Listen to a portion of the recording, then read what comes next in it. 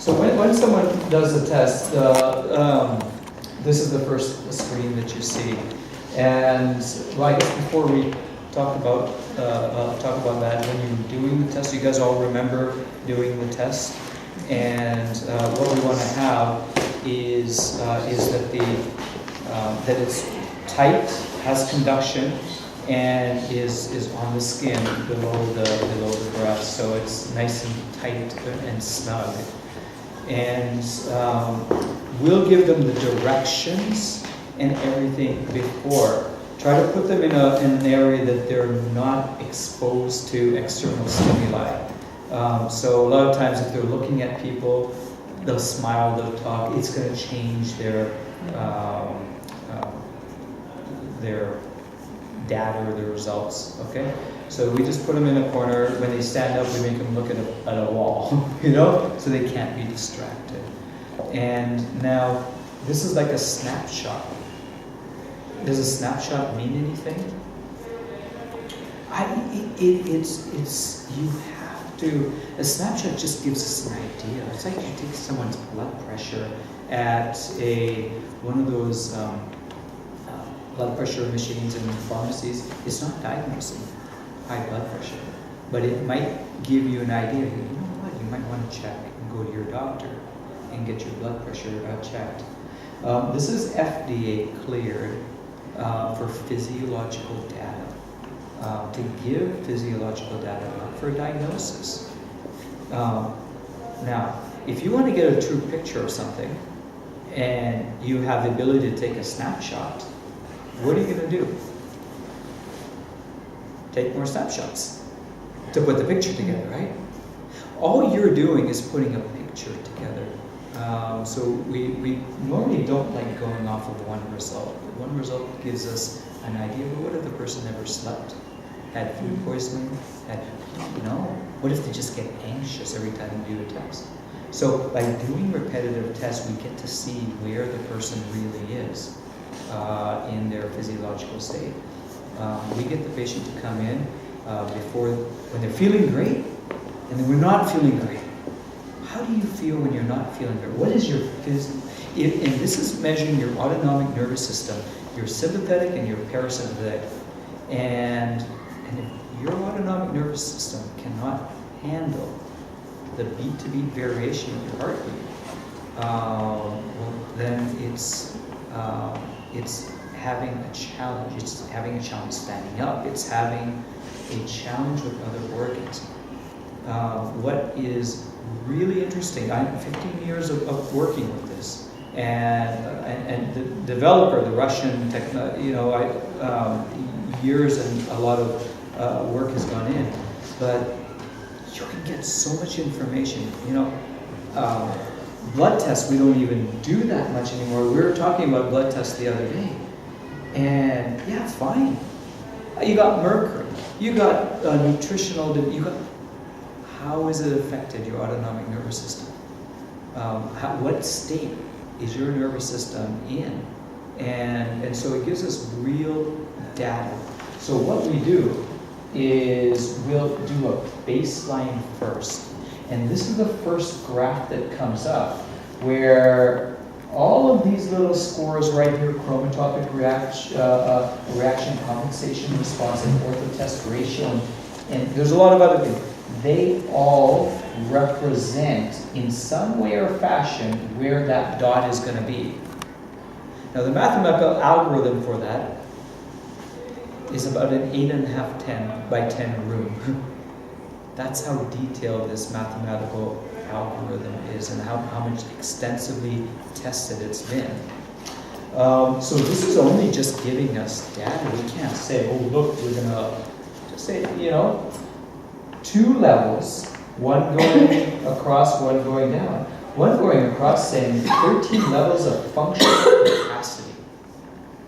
When you're at 13, you're at your lowest state of functional capacity. The body is having trouble functioning.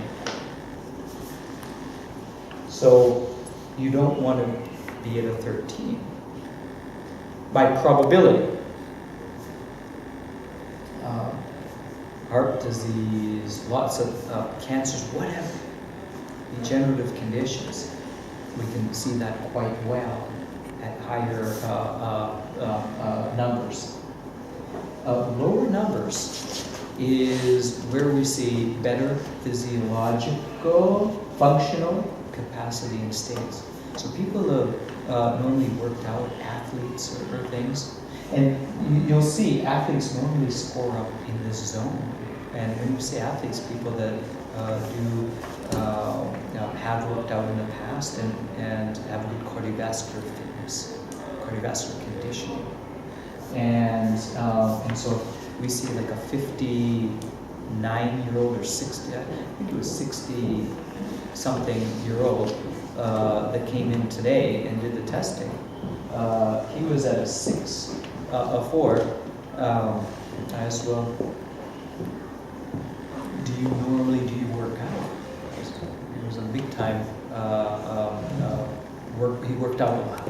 So that was good. He built a lot of cardiovascular reserves. Now, it doesn't mean someone down here can't do the same, and we'll show you how that works. So I always look at cardiovascular fitness this way, and then levels of adaptation. When the body stands up, there's got to be a subtle but very important adaptation that happens. And that adaptation is controlled by your autonomic nervous system. How do you think when you stand up, more blood gets to your brain? How do you think that happens? Pressure goes up. Well, who controls that? How does that control? By the sympathetic nervous. The nervous system. It's the nervous system. So what a great test. Stand up and watch. How does the nervous system respond to a stress of standing up?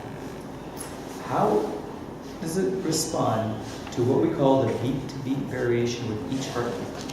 So when the heart beats, 60 beats per minute, it's not 60. It's 59.9, it's 60.02, it's, it's up, down, but it maintains. The nervous system is responsible for keeping it that steady. Oh, sympathetic is up, so it speeds up, but then the parasympathetic has to slow down. Parasympathetic slows down the heart, sympathetic speeds up the heart. So why does it take 5 minutes to do this test and then 5 minutes? Because it needs time to see how is from each beat-to-beat variation, we call it the RR interval, being affected. The beat-to-beat variation within each heartbeat. That is heart rate variability, correct. The beat-to-beat variation between each heartbeat. So, these are important factors that give us our number. When we talk to patients, I don't go over any of this stuff. Why? Because that's all part of that. What do the patients see? Is a snapshot. I'm down at 2 levels of adaptation, and I'm at 7 in my levels of functional capacity. We would consider this a relatively good score. Right? The higher up and the more to the left, the better the score. What it means is someone that scores like that has the potential to live a long and healthy life. Probability, someone who scores down there, shorter.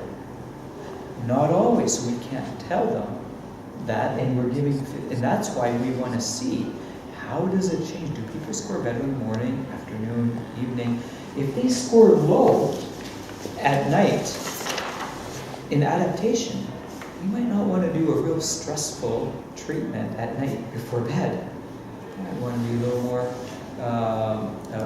gentle, especially in detoxification. As the body detoxifies, as you reduce emotional stressors, all these stressors removed, the numbers come up. It's very simple. Chelation therapy gets rid of metals, less load, levels come up.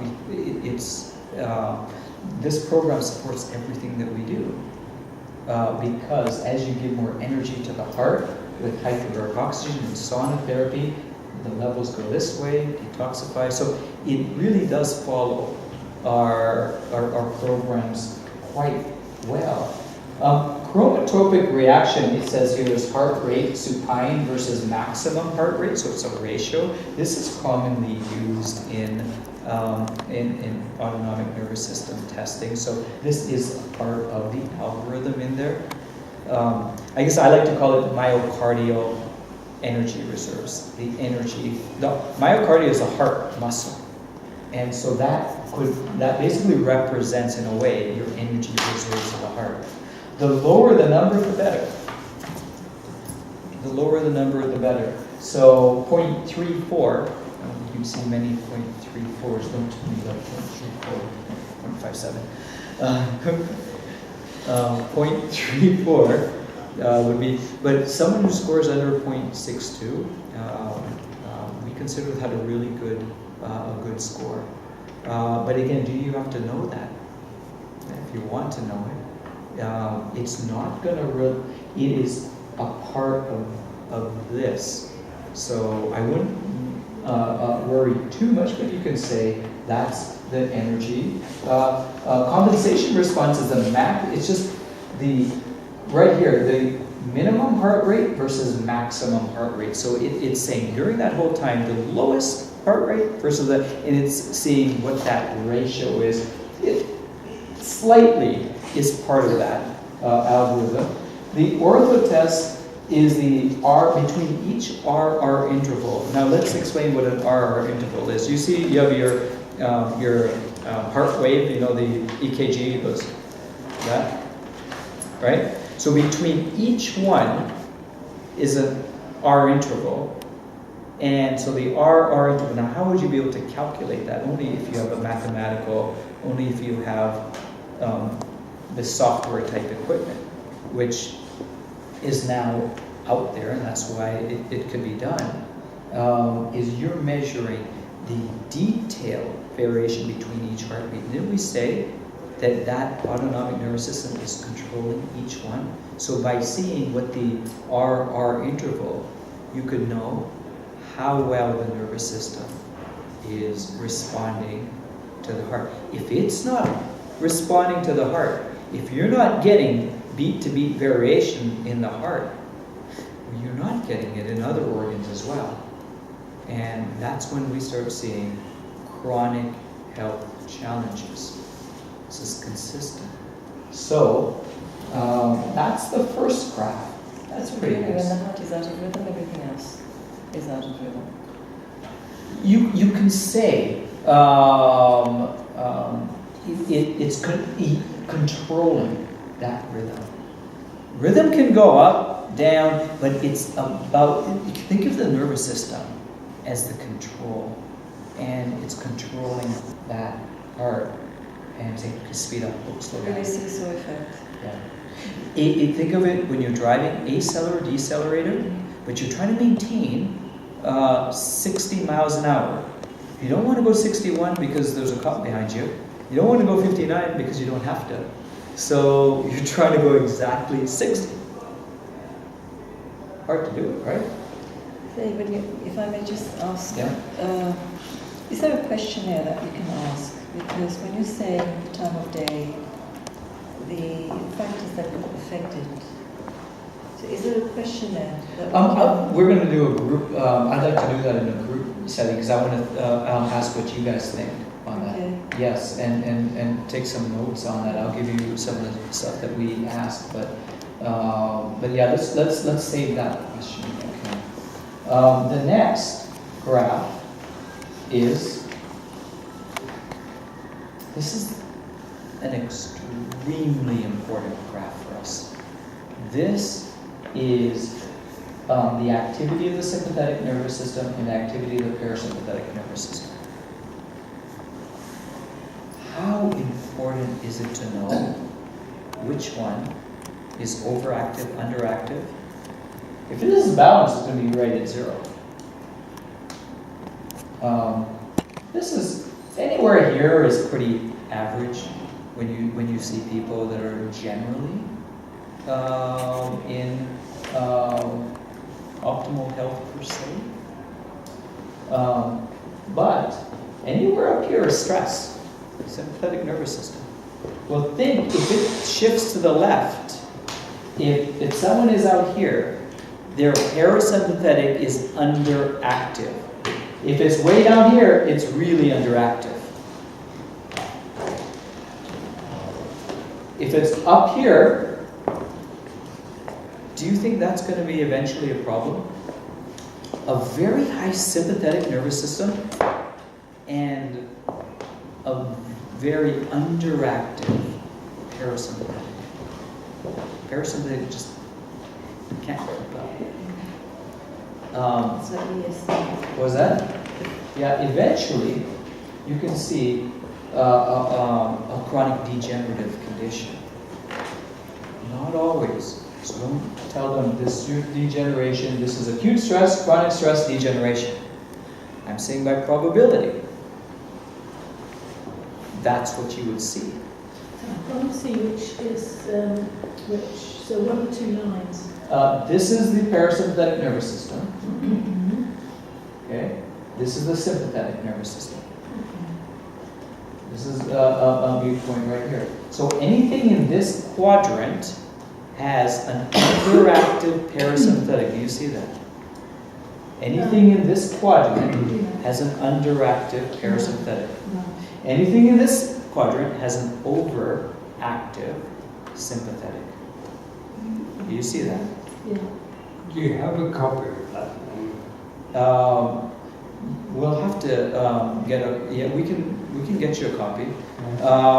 Let's just put that in the I Dropbox. think, yeah, this is for you guys all have the Nerve Express or getting the So you'll be able to really get into this because there's only 3 main graphs I'm going to show you. Yeah. So and all you're doing is saying this quadrant, positive sympathetic, negative parasympathetic. But remember from when I talked, I don't like saying negative or positive. I say overactive and underactive because that's really what you're doing. So it's an underactive parasympathetic Overactive. and an overactive. Okay. Test. What would this be? That's an underactive sympathetic and overactive parasympathetic. Are you sure it's overactive parasympathetic? No, it's underactive. Underactive. They're both Negative, exactly. Negative, negative. Here is underactive sympathetic and overactive parasympathetic. You want the cheater's version? Just read. It says 0, 0, that's where your dot is on your parasympathetic, so it's not over or under. And your sympathetic is just plus, is overactive by 1. Okay? So our concern would be when people are in here or in here. Just when that parasympathetic. Parasympathetic is a nervous system that rests, digests, heal, repair. Would you want that to be underactive? Guess what treatment has a significant increase in parasympathetic activity? Significant. Hypervaricosity. Yeah. And you can do a before and after. Now you can do a before and after on this. These are always going to change when the body doesn't know, and it thinks, oh, this is how I always am. Or this is how, you do a sauna or a bath, so get them back to a steady point if you're going to do a retest. But if you wanted to do a before and after test, then do it and focus on this graph, because that will tell you what you've done to the person. And I'll give you a better a test for that as well. But this tells us, how are you affecting the autonomic nervous system? Right? From there, if somebody scores in underactive parasympathetic, you're going to try to look for things that might stimulate the parasympathetic. So you might do a massage and then test them and say, ooh, look, your parasympathetic went up. Maybe you should do a massage 3 times a week. Right? It gives you information and data. Okay? Now, the next is this graph right here. I'm going to read it because you won't be able to see it too well from out there. And heart rate when they're lying down is 65. SDNN, the third major thing. So the first was your fitness score. That's relevant in this. The second is your ANS, your autonomic nervous system graph. The third is your SDNN, standard deviation of normal to normal heartbeat. Now, lots of different autonomic nervous system testing now will use that because it's becoming a scientific, a number like cholesterol to say, hey, we found that SDNN. That's why it has to be 5 minutes. Otherwise, the SDNN would not calibrate. But you can get the standard deviation between each normal to normal beat. 0 to 30 is poor. Okay. 30 to 50 is fair. 50 to 100 is good. Okay. So 0 to 30 is poor. Now let me give you this analysis in its calibration doesn't use the SDNN that much. It's only for other people that like using SDNN. So it has all the parameters in there that someone can look at it and a doctor or whatever and make a diagnosis or that. But in its algorithms, the SDNN isn't that big of a part of it. That's how advanced the software program is. Yet I like it because I got trained in it. So I use it because it's data, it's information, and I have history. You know what my history is? Patients, cancer patients, people who have come to me with 2 days to live. Well, you know what is under 30. I say, hey, you know what?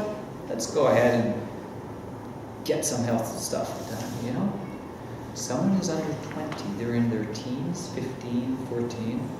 I sit them down and say, you know what, do you think now is a good time to get active and start? And a lot of times activity will come, but they need to take care of themselves. We had quite a few people in this last couple of days, caregivers, just need to take care of themselves. And so this is a really good eye-opener for people who think they're invincible. Like, hey, nothing's good. I had a 30-year-old who's playing soccer, football you guys call it, and he had a stroke. These things are happening younger and younger, heart attack, all these things. Number one killer is heart attacks and strokes. We don't want to scare them, but we want to educate them that, if they score, their probability, not absolute, but I'll tell you by all those things I've seen and what this shows, probability is that they could be going towards a bad event quickly. So to avoid that, the same treatments that are done when someone gets a diagnosis of a bad event is the exact same thing we do now. So why not? So that's something to keep in mind if you're just doing general screening type testing. Okay.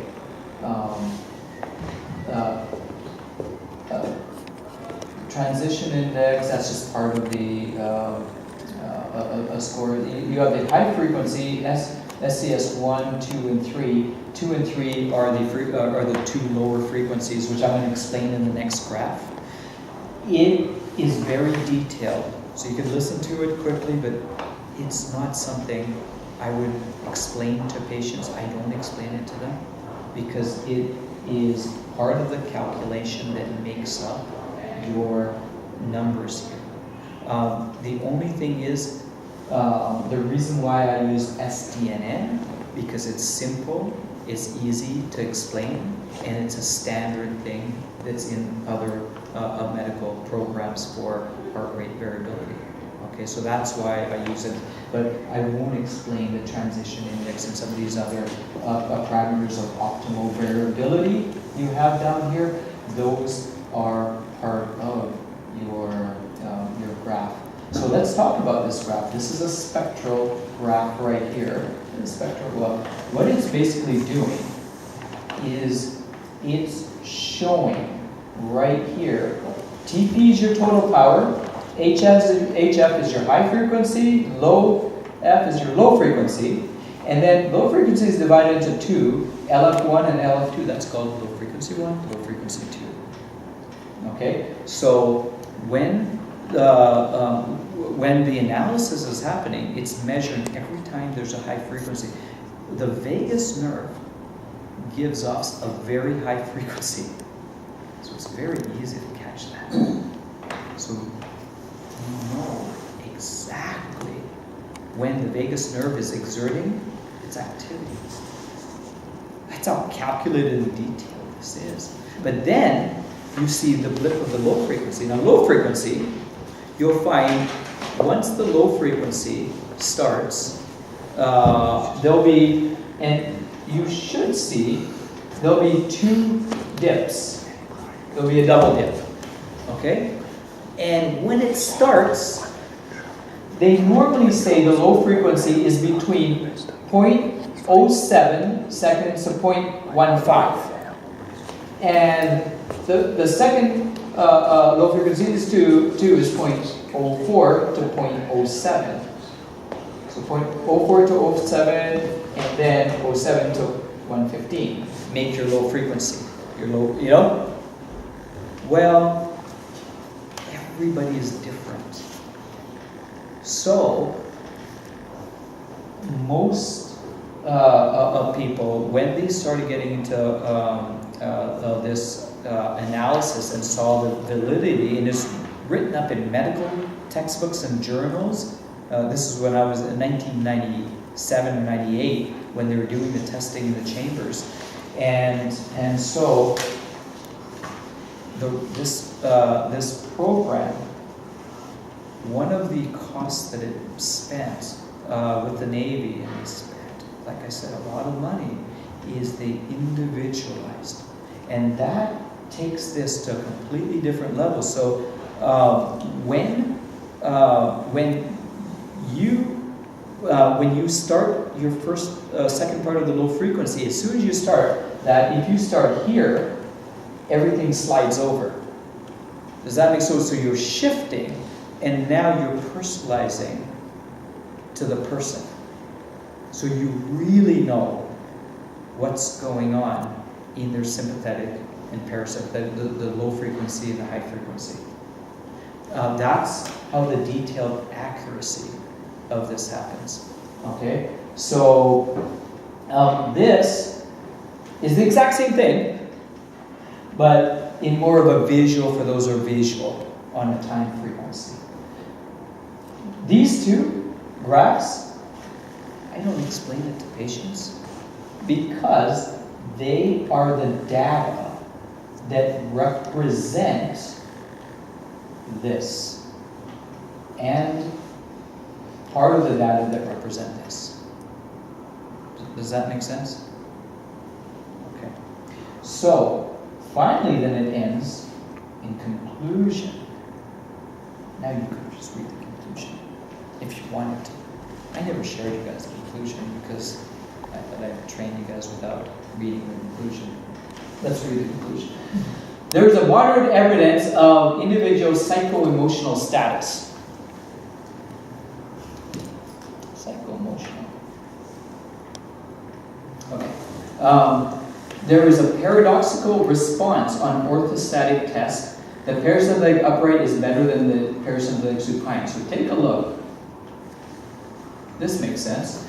Normally when you're lying down, this is your parasympathetic, underactive. The person stood up and all of a sudden their parasympathetic went up and their sympathetic, the whole nervous system went up. Normally the parasympathetic would take a back seat. to standing up, right? Because you're sympathetic. But both got active with this person. So just keeps it in mind. Okay. Let's go to conclusion. Highly trained person, the PNS is the autonomic nervous system is switched. Okay, that like we said, when they stood up, it went the other way. We don't read this to patients. We don't need to. We keep it for ourselves, our information, if anything comes up. But all we want our patients to know is 3 things. Feel confident in 3 things. One is their fitness score. Just a score. It's a number. It's like your blood pressure. What's your blood pressure today? 120 over 80? Great. What was it? Well, how did you get that blood pressure? Well, I don't know. You know? Just, that's what the patient sees. Make it simple. 3 minutes, that's it? Yeah, the tape's running out. I just need to get Wow. over. I'll go and grab more. Okay.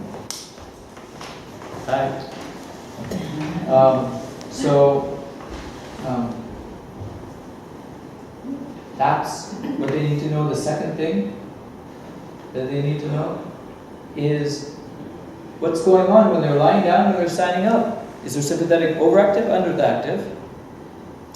In lying down and in standing up. Good to know, right? I'd like to know. Okay. This is where we're generally concerned. Down here is where special people are. Special. People like probably heard. Okay. Alright. Why special? Like divers and stuff. Okay. So in that sense, where it's just the opposite to the top, Huh? left hand. This one? The bottom right. This one? This one? Yes. Yeah. Is the opposite to the top left. Is that right? I guess. It's underactive sympathetic and overactive parasympathetic. But generally, if you have an overactive parasympathetic, we're pretty happy, right?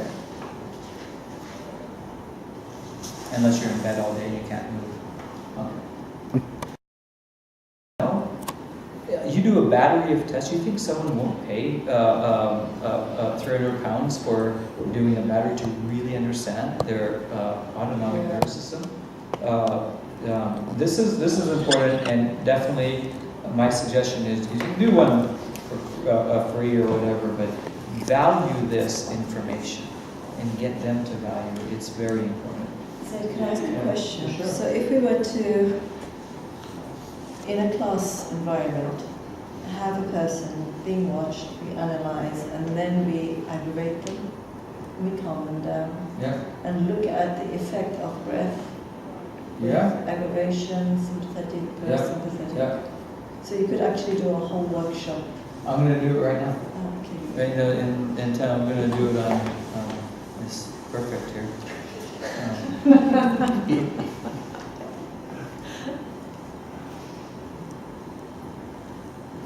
So if we were to read more on heart rate variability. Internet has tons of stuff, you know. But this is the most accurate. It goes beyond heart rate variability. Heart rate variability is just your SDNN. So this thing barely even cares about SDNN. I think you've got to be careful you don't go too deep though, because then you'd be like, I'm a cardiologist and it takes years to be a cardiologist. Well, So you've got to be well, careful you don't go too deep. Exactly. That's why. What did we say? You don't want to be planting anything that's Yeah. So what did we say? Wrong or- What did we say? 3 things. yeah. 3 things is all you want to show them. The fitness score. Then, autonomic nervous system, lying and standing, and then SDNN. And I think what you've got to remember also is you've got to ask, how do you feel? How do you feel when you get in the morning? How do you sleep well? Okay, The now, whole but picture. that's in your note, that's the Yeah, that's the picture, whole that's the picture. snapshot. That's- This yeah. is meaningless Yeah. unless you You know the ask whole them the picture, right? Someone scores up here, someone scored up there, and you know what they had? A breast cancer or something. Do you know what that told me? That said, hey,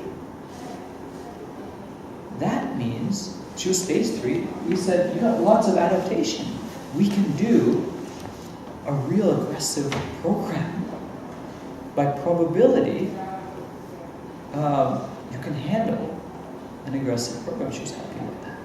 Because if someone scores down here and has breast cancer, that means, hey, you know what? Still do a program, but maybe not as aggressive. It's only helping us out. But she said, oh my God, but if I was breast cancer, I should be down here. No, that's not how this works. Physiological data only just lets us know how our autonomic nervous system is functioning. It's very, very simple. And, it will be a part of that, but it's not. Well, it will show up in ectopic leads. You'll see that. You'll see those some of the ectopic leads. What do you do with that then? Do you refer them to a... No, it's not. Again, this is not to be a cardiologist. Good that you said that. Diagnosis, is it? Now you do have, if you guys really wanted to step up, there's another part of this that has the EKG leads, and you can, and this will do the results, but the results are sent to the cardiologist, but it will give the reading of the EKG, so you can do that. I don't know what the legalities are here, but in the States, and it is FDA cleared for the EKG reading. That's what these are also used for.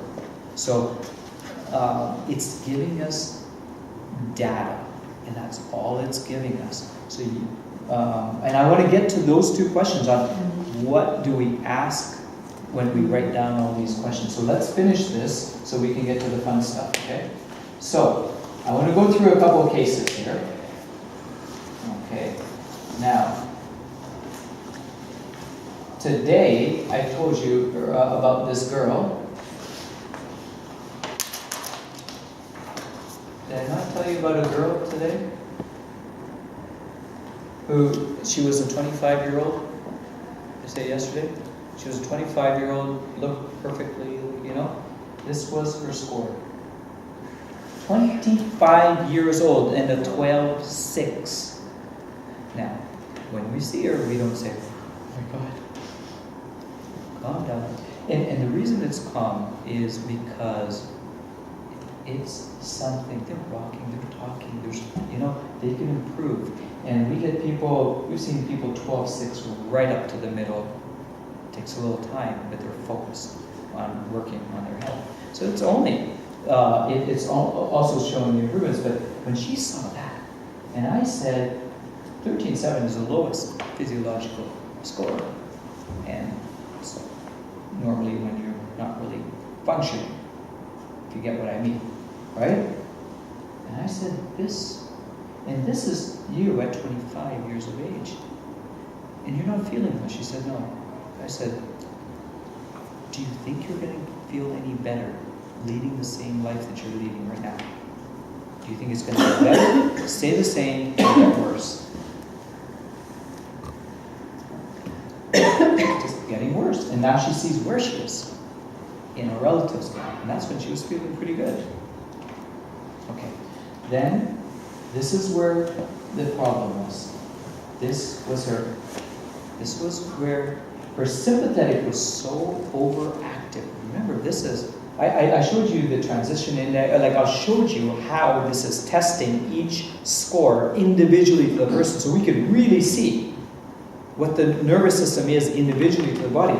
And their sympathetic is way overactive, and their parasympathetic is completely underactive. Not completely, sorry, almost. 3. But their sympathetic is 3.5. And did a history. What's going on? Toxicity. Toxicity. She's a hairdresser. She's the one who quit her job, got us on, and now she's doing really well. That's good. Have you got a later school? I'm going to see her in Portland. Okay? And so, what's that? Have you got a later school? No, because I'm seeing her in Portland. I don't live in Portland, so when I go there next, I'm going to test her. So it's going to be about 6 months. In about 6 months.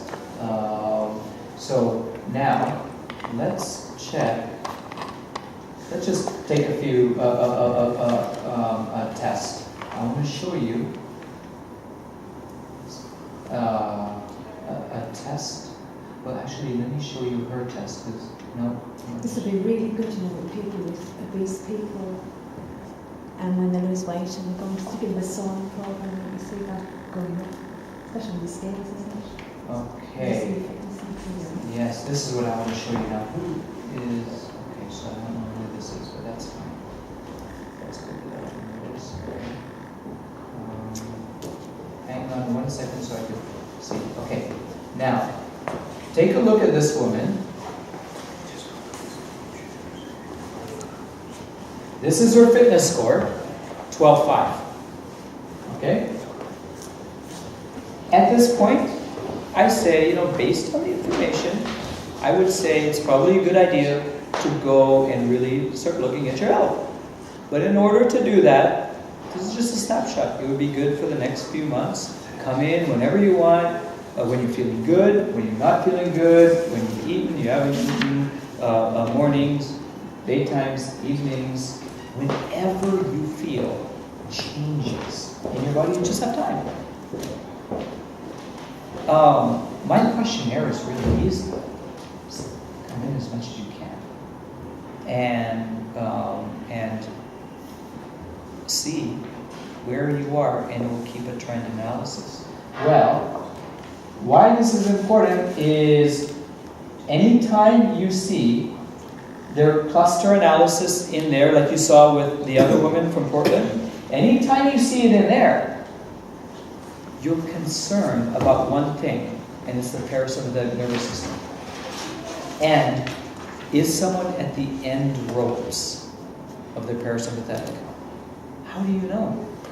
If just standing in their parasympathetic is completely right to the end. So we do a special test, and it's called a Valsalva. And what the Valsalva is, and I'm gonna play it for you. It's a new test, and take a look at how you do Valsalva. Is you change right here this ortho test to channel 1 Valsalva. They're all channel 1, so you just change it to Valsalva. There's only a few things that you could change here, so you'll get really used to it. You change it to Valsalva. Then, it's a new test. Now this is different. This is not lying and standing. This is just sitting. Just sit. What you do is you say, okay, and you start. And when you start, the patient will want to breathe. Then, when it says Valsalva, a big sign or beep will say Valsalva, and the patient is told to take a deep breath and strain. Bear down, but hold their breath in their nose and strain. Then what they do is they breathe normal, and then they deep breathe again. But this is deep breathing like this. Deep breathing. Do you know what that's doing? That's pushing your parasympathetic. That's what we do in hospitals. Like, let's say if somebody has their heart rate is really fast, like Valsalva, like you bear down. You want to stimulate a vagal. You want to stimulate the vagus nerve. That slows the heart rate. Because we can test. We do a test that we know is pushing the parasympathetic. What should happen is we should see an increase. Now let's take a look at this patient.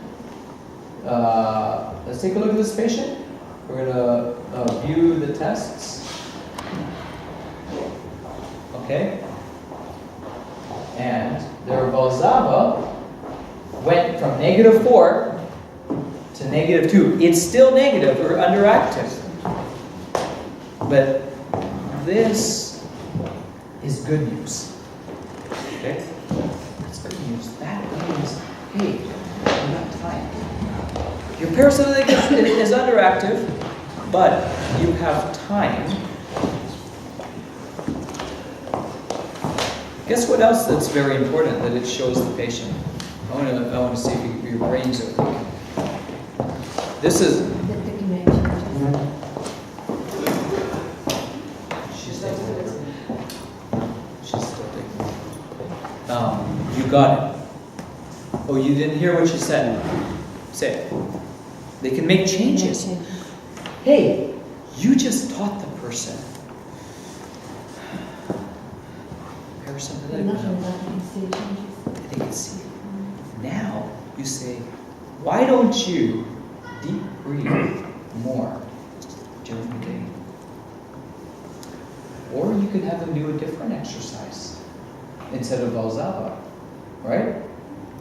You can do a different exercise and do that exercise and see the difference and say, look, this is what happened when you did that exercise. You increase your parasympathetic nervous system. I'm a bit confused here now. The Valsalva is to stimulate the vagus nerve. Vagus is to do the parasympathetic. Yes, it's actually the deep breathing that really stimulates it. So it Stimulates the Valsalva. Yes. The vagus, the parasympathetic nervous system. So the vagus is para. Yes. Okay, now the vagus is, from what I lying down, you are stimulating the vagus through the thoracic vertebra. Yeah. So when we're getting up, the change in the vertebral curve is going to start with the sympathetic. So it's it's like a It's a sympathetic, yeah. but this isn't lying and standing. This is just sitting. This test, the Yeah, but when we're doing the lying Yes. and then the standing, it's Yes. like me. Yesterday Yes. I found I was really, parasympathetic is really low. Yes. Now, how do I breathe deeper and go even lower? So how would I raise mine? No, that's the opposite. Your parasympathetic was underactive. Sorry, you said it. I don't normally give people's No, results. I don't mind but because it'll the be good. parasympathetic is underactive. Yeah, While you're lying. okay, When you stood up, yeah, it was still underactive. okay. Either way, you could deep breathe when you're lying down, or when you're standing up, or when you're sitting. If that did occur, you didn't do the Valsalva and the deep breathing. Yeah. But these are things that you can do. So the first test, and you won't have to know to do it, because when you go to the conclusion will say, do the Valsalva. Computer smart, it's going to tell you, do the Valsalva. So it tells you to do it, do it. And now, if somebody is having a problem with the Valsalva, tell them to stop. You don't want them to pass out. You don't want them to have a bowel movement. Yeah, but also somebody's got high blood pressure. And can you do a Valsalva with them? Yeah, of course. Holding the breath like that? Yeah, it's up to them. If they feel they're lightheaded, dizzy, or anything, it's parasympathetic. It's actually not sympathetic. Okay, so what you do is you tell them at any time you feel uncomfortable, breathe normal. Okay, just breathe normal.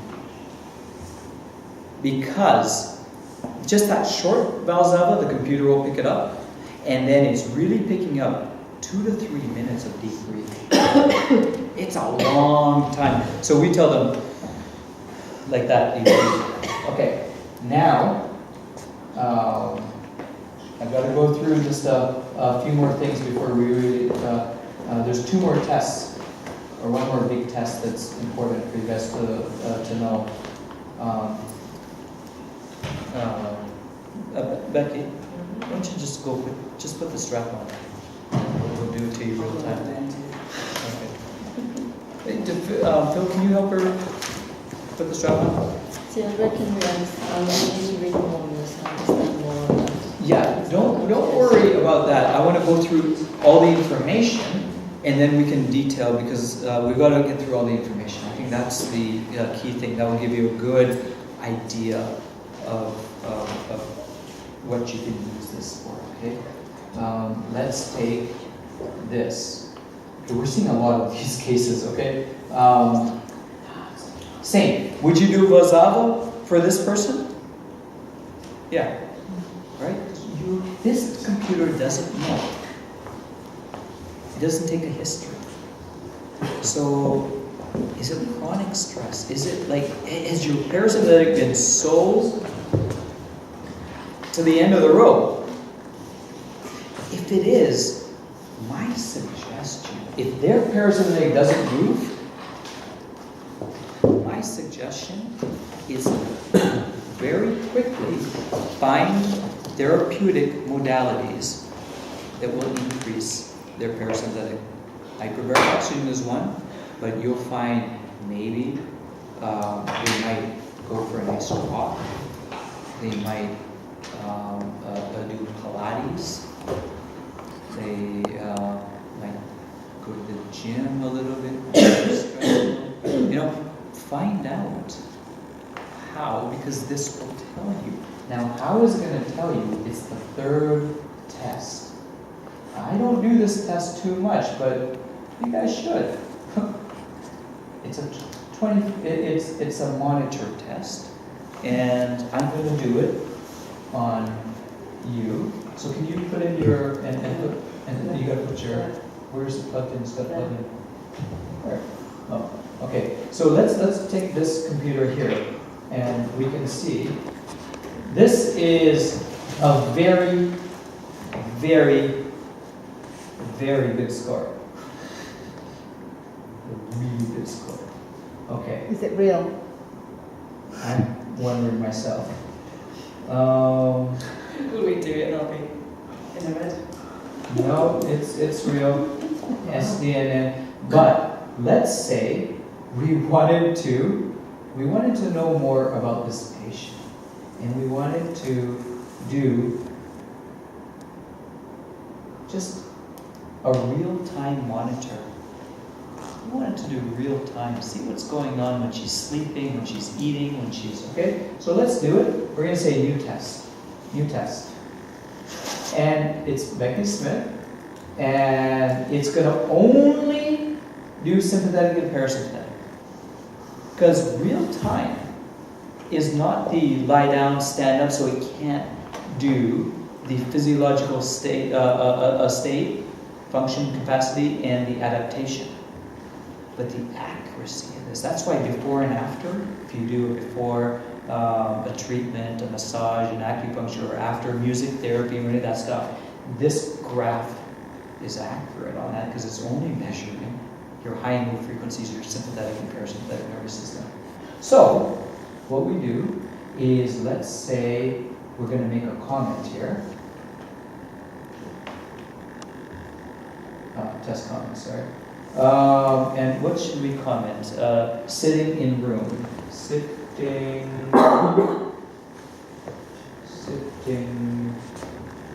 in room. Okay. And we're going to start. Okay. So now it's just going to go. And it's going to go in seconds. So we'll let it run so you'll be able to see. So, and you can pause at any time, you can restart it. So it's actually good if you have someone, let's say someone's doing an acupuncture treatment. And maybe in about half an hour or something, so measure each segment, then you might say, start at acupuncture. During the whole hour, you can see what's going on with the nervous system. That's amazing. You know? Do reflexology. You do reflexology. So you can do healing. You can say, close your eyes, visualize, go. You can show them what happens when they get into an argument, stress. You can. don't get Wes to do anything. He was the worst case. He messed up my machine. He likes drinking a little alcohol. So I wanted to show how bad, how alcohol really affects the body, not in the best way, physiologically. Scores actually got better. He broke my knee, and I'm like, "What are you doing, Wes?" And now he's getting excited. He gets his next. But I showed him after his third beer, he started getting bad. See, so, but then he said, "Well, I could have two." So normally you don't. Normally you'll see that things like alcohol and that will have a negative influence on your autonomic nervous system. But you could show some. You could show some what they're doing. Either, let's say you think they're allergic to dairy. Go eat dairy. Go on there. See what gluten. See what your body is doing during that time. This is real biofeedback. And then you can say to them, what do you think you can do then? Yes. And then put it back. Yeah. And see if it. Yeah. Yeah. Ask. Huh? Well, you can if you want. Even the filter bit is good, isn't it? Look at it. So it's Go on, I feel it.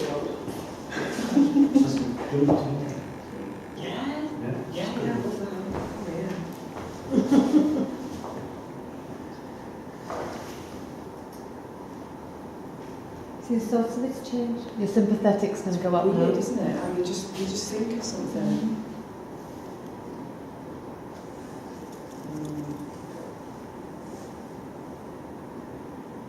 So anyways, as you can see, it's a real time analysis. Let me show you a couple of, okay. So now it's already done its first segment, and it gives you the time. This is important because then what you do is you get the patient to journal what time things are going on. Oh, 5:48, I just had a bad dream, or I just, journal. This is only giving data. Use that data. This is so important. It's like I said, I get more out of this than I do any of my blood tests right now. But how would you, if the person's gone home, how are you going to do it? We'll give them, we'll loan it to them to take home. For that, you got to trust your patients or know your patients, but it depends. We're pretty good with them, or we'll have them just do it here, or they can they can get their own unit, family and friends. Just understand your body. People want to know about themselves, and they do. They want to know what's going on. A lot of times, more than they do treatments, they want to know their blood work and their this work, and So now, what are you doing here? Here, let's say foot rub. Are you doing a foot rub? Neck, shoulder. Okay, give her a real good neck rub. I've done it already. No, keep going. I want to see the whole thing. You gotta,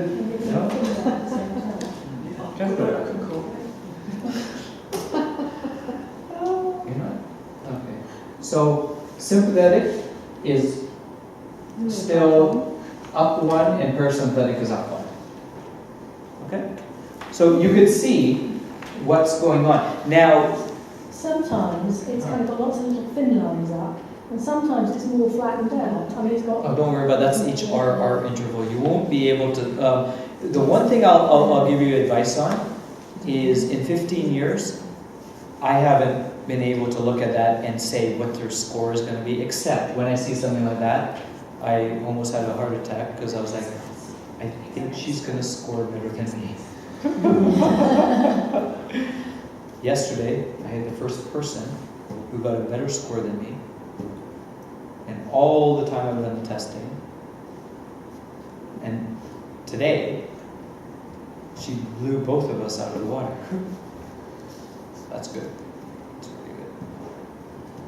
You can see from there where the massage stopped. Yeah. And so real time is good. You, Precisely that. yeah. And they'll go, I'm trying to remember what the time segments is. I think it's 10-minute or 5-minute. I think it's 5-minute segments.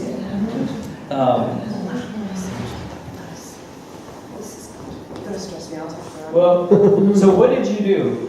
What you did with the massage just increased your parasympathetic another notch. You see that? Is that good? Yes. That's healing. That's your rest. You could show someone, you know, if somebody has an underactive parasympathetic, and then you give them energy, you show them, look, parasympathetic. So we give you a hand rub 3 times a day, but it's data. But it's to the person. You know, some person might not like a hand rub, and their sympathetic would go up, and their parasympathetic would go down. So even giving coffee or something, Easy on coffee. just to show the reaction. So it would show whether it's milk Yeah. or sugar. But you know there's a lot of coffee drinkers here. So even Sorry. So they would be really good. I got Starbucks. So even states of anxiety, when What? somebody's talked about something and they don't know what's making them feel upset, Yeah. that would actually tell them. Excellent. Because It people tells are what's talking about going things that on they took it to in their what body. happened And even here. on their mind. It's when she started thinking, that was Yeah. really interesting. Yeah. Yeah. I just stopped now. Well, no, keep going. You're going to get another reading. See what happens. But this is good. You can do a lot of stuff with her. What about someone sleeping? What's going on during the sleep? Oh gosh, Hey, you know what? that's really good. What about? The soap is, to be What- honest, I think you didn't really tell us how great it was. Well, I can't. The price read has just during gone the- up. Brilliant. But what about when you're just having a light therapy session, where you just put 2 Cellogene in your mouth? Wow, yeah. What if you just showed what happened after you finished your wrap in a mud bath? Oh, you should see. Remember I said don't worry about myocardial energy, that chronotropic reaction? Well, see what happens after that, the extra energy to the heart. So you could really have this as once you understand it, the only way to understand it is practice, practice, practice. But the one thing is get the ego out of it. You know why? Ego is what gets us in trouble. And the ego says, I just gave a massage, there's no way your parasympathetic went down, this is not accurate. Or someone's score, their nice 7.2 goes down to 11.6 after you did a treatment, and you're saying, oh, well, maybe I just won't. It's something that you have to take a look at and say, is what I'm doing, is it right for the person at that time? You might believe in it, but every person is individualistic. Not everything works for everyone. Some people I don't put them in a hyperbaric chamber. Some people I don't give them light. Some people, but it's their choice and it's their body reaction that decides what they're going to do. Because for me, all 5 of those. Sympathetics that you don't have as well. Yeah, look at that. So both Yeah. Yeah, your nervous system is red. Stimulated, Yeah. right. Yeah. Thinking of. Yeah. And it's so you can Yeah, probably you're kind of an object of... so it's so we could end the test, and now you can see. Now let's do this. We haven't done Vazava. Let's do Vazava on you. That, Bear down. no, it's a sit down one. Just so you know how to do it. It's a bed. Oh, okay. So we're gonna change ortho test to Vazava, and we're gonna say new test. It says please sit down, so it tells you. Okay. Maybe to horses. The And house then, is for sale, by the way, in the background. okay, now we can't let her laugh or talk or anything, so this will be a serious one. So I want you, this is how we explain. I want you to just relax, look against the wall. Okay, that way we don't distract her. So I get her to look away. Yeah, turn around. Okay, and what I want you to do is just breathe normally. When I tell you to take a deep breath and bear down, that's a Vazava I was telling you about, and just make sure that you a strain as if you're out of moment. And I have to say, and if at any time you feel uncomfortable, just breathe normally. Okay, don't overdo that Vazava. We just need a little stimulus on that. I hold my breath. And you're holding your breath and straining at the same time, so like that, but you don't have to, don't make a noise. So. Then that takes a little bit, and I'll say breathe normally, and then I'll say, okay, now take deep breaths. Slow and really deep breaths, okay? And that's going to be for quite a while, so, you know. Okay, we're going to start the test. Just breathe normally, relax. And now you see, it's just she's breathing normally.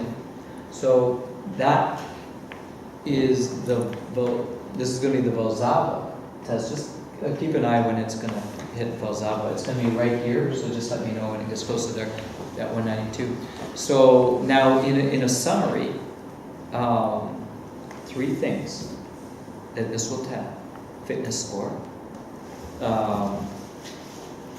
From 1 to 13, and an adaptation score from 1 to 7. 13 and 7 are the lowest scores. I don't think you'll ever see a 13 or 7 unless you know how to do CPR. You shouldn't, but you'll get people, I'll guarantee it, who scores 12-7. Sit down with them and don't scare them, and just say, you know what, we've done it. Once you work with them, you'll get the confidence by saying, I had someone that was 12-7, and then we did this and we did this, you know? So get comfortable, but use this data. Oh yeah, we got time. Use this data for really getting people to understand that physiological state, capacity, functioning. Then, oh, sorry, Vazava? Zayd, my mum was. Okay, keep going, keep going. If you can't do it, breathe normally, but keep going, keep going, keep going. Breathe normal if you can't do it, but keep going, keep going. We give them encouragement. See, keep going, keep going. Okay, finish. Just breathe normal, breathe normal. So now, you see, the Valsava could go a little more, but during this time, it tells you finish. So don't wait until the 256. If it says finish, say finish, so watch it. Right? Because otherwise, it's going to give them too much, you know? It's just trying to get a reading. Okay, now start deep breathing.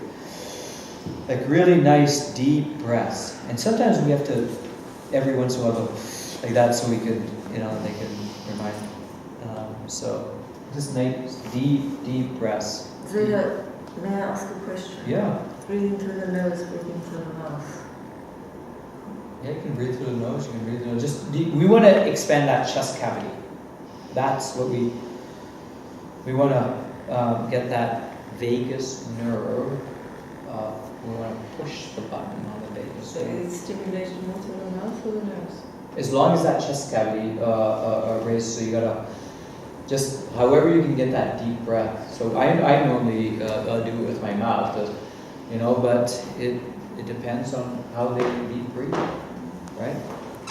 So and again, we always keep the patient or the client. Okay. Are you done? Mm-hmm. Well, All right. Good child. Okay. Well, the interesting thing is, this is quite an interesting response.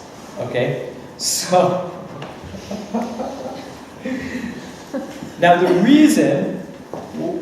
Do you know why you don't see? This is normal breathing. That dot, that blue dot, and this is deep breathing. Normally, you'll see the parasympathetic shoot up. Do you know why we don't see it shoot up? He can't go anywhere more. It's on 4. She's already maxed out. You gave her a really good massage. Right? But then when she was doing it, so probably if she was here, she would have gone like that way. Do you understand? If she was here, she would have gone like that way, up in sympathetic and up in parasympathetic. Okay? But I just can't do that test on her, and we would never want to do that test on someone that's that's overactive on parasympathetic. Why would we want to stimulate even more? Right? So, anyways, I just wanted to show you guys how to do the test. Can't believe how good I'm still like dubious about software. I'm so glad it's not on my computer. I'm very fit. I don't have a physical job. After treatment of hypothyroidism, and light therapy, at least twice a day, the sport that she started with first was 11.6. Okay. Well, she actually went down to 12.7. Okay. So that's where history comes in, and the hyperbaric oxygen should increase the functional capacity. So this is good. So we ask why? When did we do the testing? Was it just a one-time test? A battery of tests really help because it shows. Okay, so was it always 11? What was the? A test that you did on the morning when you came over was a bit higher, and we retested her again after you left, because that's the time that she tends to plummet down between 4 or 5 o'clock. Yeah. But when we actually did, in fact, when we did the test last Monday, we did it at the later time because that's where she does go down. Yeah. How is she feeling? Well, she said her breathing. She was actually feeling a lot better. Yeah. But then if she's told, keep retesting. Test in the morning, test in the evening, get the data. But until we carry on treatments, until they get up in this area and they're feeling good, we carry on whatever we can in health programs. And we'll also look and say, where is the cluster analysis? That where is the cluster analysis? Where are we here? And so those are 2 big things in the SDNN. So 3. Those are 3. Look at those 3 things. It will change. You know how many times somebody has a very high SDNN or your nervous system looks great, and you're like, I don't know about that. And then you put them in light therapy or hyperbaric oxygen. Those 2 have, I've seen the numbers SDNN plummet. Like plummet. And the way that I see it is that release on the nervous system. Everything is their nervous system is so heightened, and the body thinks that's how it is normally. So it says that's a great score because that's the nervous system being really, really active, anxious, or whatever. And then all of a sudden you do a therapy that calms your nerves. Put light therapy over, and you go to sleep, whatever, and everything comes in, and you let go. When you let go, your nervous system lets go. And you see, wow, your SDNN is really only 20. You know, with that, there's a big, and that's when we look at the whole a process of the nervous system. And the first thing that we'll look at is toxicity, and then foods, and what stressors are being put if there's a day-to-day stressor. So does our programs change any? Circulate and detoxify. And as we do both of them, we'll know what's going to be more important for one or more important for the other, but we combined, we want people to have better blood flow and more chemicals out of their body. And that happens, and these parameters change. So someone's down to 12.7, we're going to still recommend that they put a good focus on it. It's a recommendation that we strongly encourage that at this time you may want to take a really good focus and time on your health, and we can help in putting a good program together. And you encourage, it could take a year.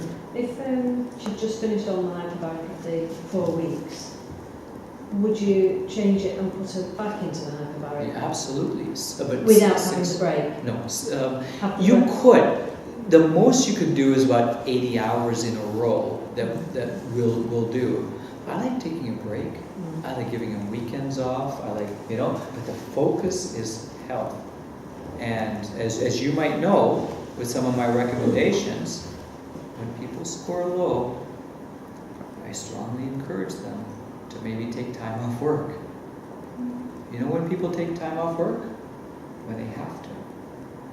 When they get a heart attack. When they get sick. When they fall off a roof. When do you take that time? But if you guys knew me before I fell off the roof, every day I would do my baths and my I've incorporated that into my brain. Some people might be doing better, but that's why it heals so quickly. I know. I'll tell you, I know it is because when I saw the MRI and the scan of that spine and the nerves, there's just no way. But I had blood flow going deep into there, and so I was happy. But educate, get someone in their 20s to get excited about health and do some mud baths and do some health programs, but use this tool. You start practicing with this and you start learning it. It just gives you information and it gets patients excited. They come and they're happy to give you 300 pounds, say, okay, let me come whenever I can for the next 3 months and get this battery of tests.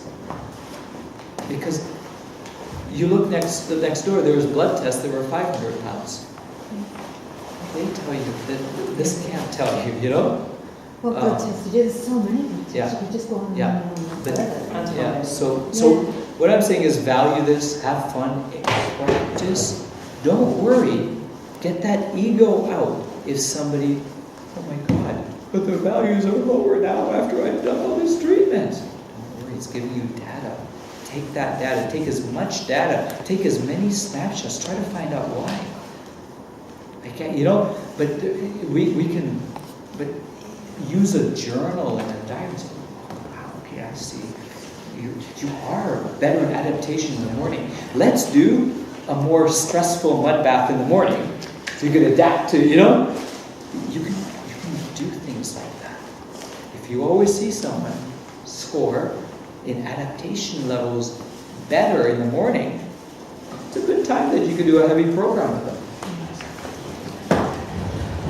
Okay, any questions? Does that all make sense? It's just going to be practice. So if you actually say to them when you're going to retest them, you ask all the questions first, how they're feeling, is there anything that can You improve? can. I make it simple.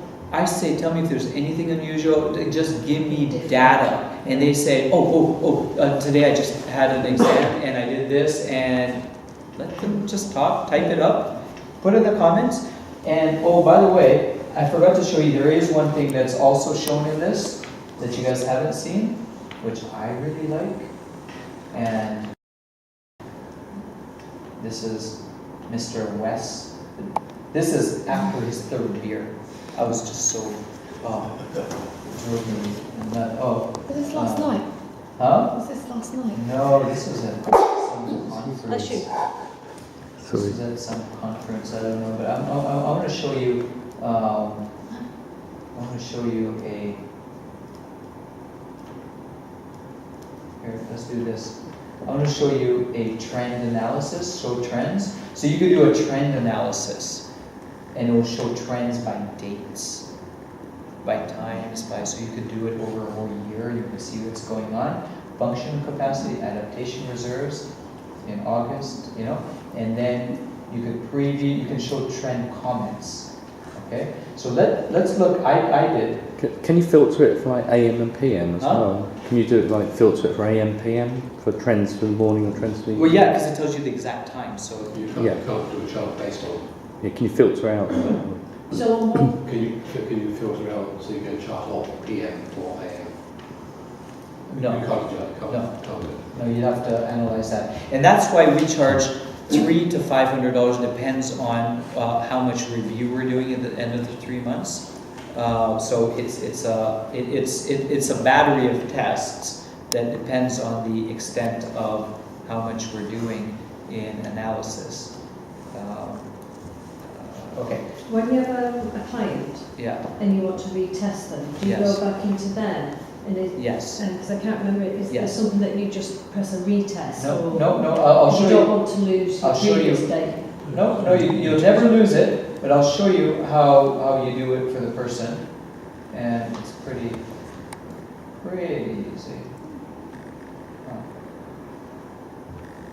Oh, I'm sorry, I'm just trying to find. Oh, there I am. Okay.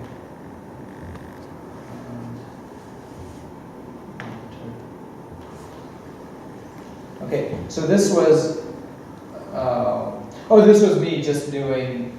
What did I do? So this was me doing that test that Becky did, the real time.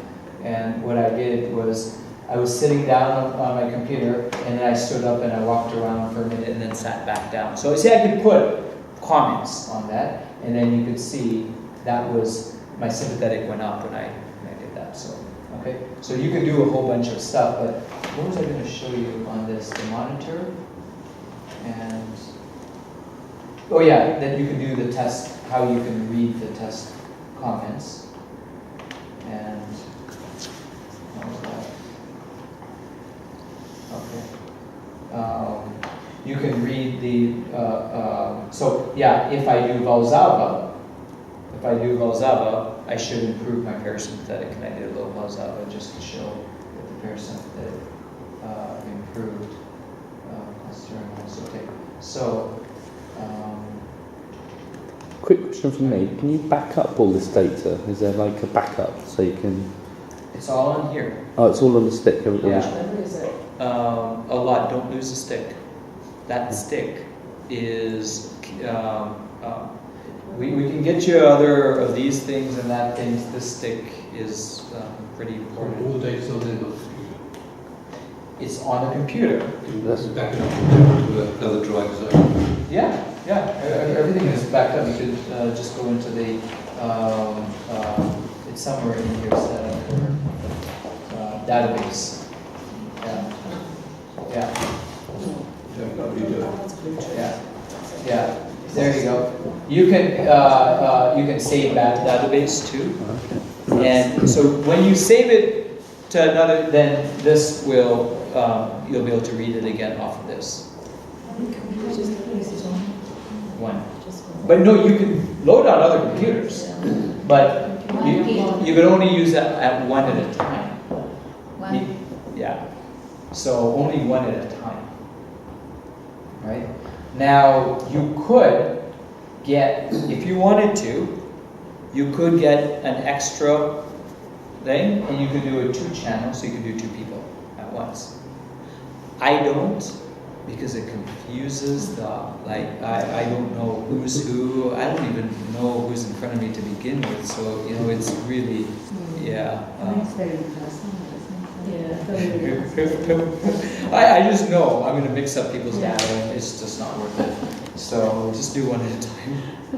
Okay, that's a good start for that, and then we'll do webinars, we'll do lots of stuff. Just have fun and practice, and put data, and to show trends, and and just the data.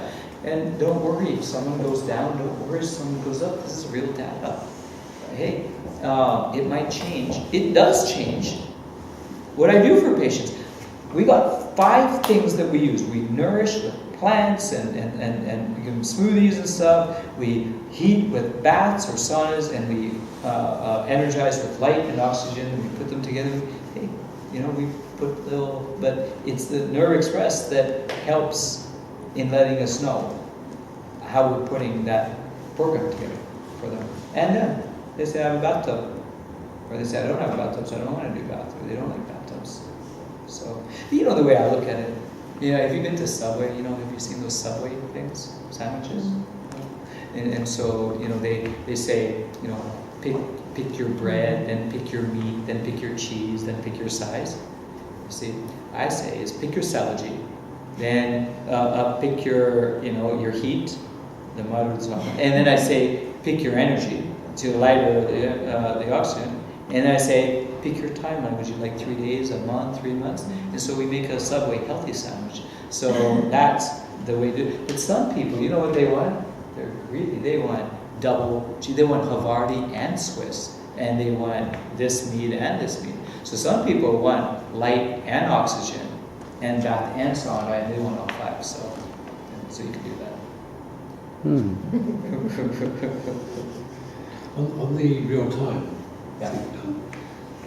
does that come out as a fitness score as well? No, only sympathetic, parasympathetic. That's all because you can't. Yeah. The fitness score and all that is showing the adaptation while you're lying to standing. That's what it's based on. In that, so that is because we want to show activity. We want to show someone's either exercising, someone's in the sauna. You can take that. You can get out of the tub. It's gonna, you gotta wipe it and stuff. But you can have a lot of fun with this. In doing, I haven't done a quarter of, not even a quarter. I've done about this much of what this is capacity for. Because my patients are stroke and this and that, and I just want to get some basic stuff on them. And you know what I do? Every caregiver, I test them, and then they look and say, "Oh my God!" You know what they end up doing? Breathing some oxygen at the same time because they're caregivers. I give them a caregiver special for that. So it makes sense because they're looking and they're saying, "Yeah, you're right. But I'm training myself." You know how I know? Because I see it. Caregivers come in, they got the Coca-Cola, they're running, they're stressed because they're trying to get the patient on time for the chamber. My chamber runs on time. You miss it, so it's just running to get in, So why don't you calm down? Why don't you go get some oxygen here? Let's do a little test on you, and I show them what their results are. And so sometimes you want to stay away from a caregiver for a short period of time and receive the energy, change your results, and then get back into caring. Okay, we're good? Yeah. And it looks like we got it filmed, so you guys can probably have it.